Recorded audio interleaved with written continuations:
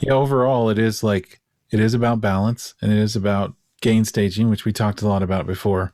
But it's all the gain staging at the final stage, which deals with your headroom and your mix down.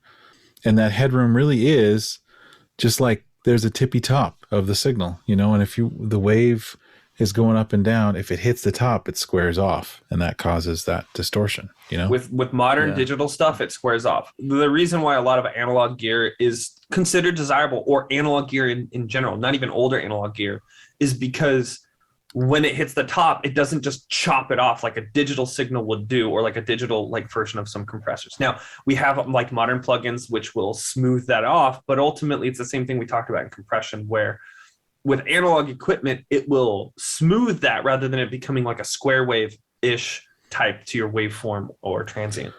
Yeah, but when it hits that, we talked about distortion in the last episode too. Right.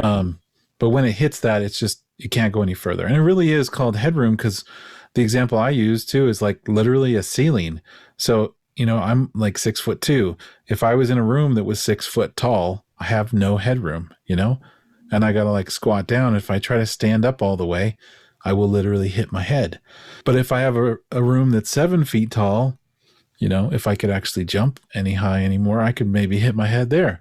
But if it's 8 feet tall, there's no way I can jump high enough to hit my head on that ceiling. And so I can jump around all I want and not have to worry about that. So if you think about audio as a bunch of people jumping around in the room and the signal's bouncing around. Jump up and jump around. Yeah.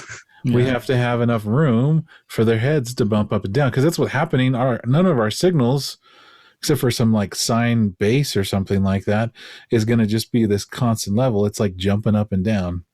And so that headroom's to have enough room so that even if your mix is jumping up and down, it doesn't clip and peak and distort.